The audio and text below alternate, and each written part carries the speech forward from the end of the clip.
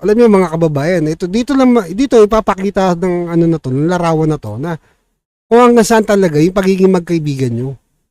Diba? Kung hanggang saan kaya kang ipagpalit. Para lang ba sa karir, para lang ba sa... Tandaan niyo ngayon, nangyayari ngayon, nagkakandalaglagan na, nilalaglag na nila si Saldi ko. Diba? Samantalang kasama nila noon. Ngayon, nilalaglag na nila. O, ganito rin yun. Diba? Ayaw niyang mabash. No? Or ayaw niyang siguro ayaw niyang mabawasan yung followers niya. Or ayaw niyang mabawasan yung taga-suporta niya. Diba? Although hindi pa naman siya ganun kasikat, di ba? Hindi naman siya ganun kasikat. Kung titignan yung sitwasyon, wala pa naman siyang pelikula na gagawa eh. Wala pa naman siya yung leading lady. Tignan niya, hindi pa naman ganun karaming endorsement niya.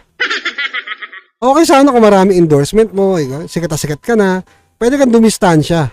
Diba? Pero bilib ako doon sa mga taong, alam mo yun, na nakipagkaibigan sa mga Duterte na mga artista, hanggang ngayon, itinuturing nilang kaibigan ng mga Duterte. Diba? Yun yung bagay na yun na nakakabilib. Eto, bago pa lang tumika sa Malangka. Nabubulol na ako. Sa Lamangka, ganito na kagad yung dating niya, di ba? No? Parang dumistansya siya. Siyempre kasi kaibigan eh. Kaibigan mo, tapos nako-controversial ka dahil sa Duterte. Tapos, mantakin mo, ABS-CBN pa yun. Diba? So, medyo hindi maganda yung dating sa kanya. Yun yung bagay na siguro iniiwasan niya na ayaw niyang mapag-initan. Diba? Alam mo natin na maraming galit sa mga Duterte, lalo na pag ABS-CBN.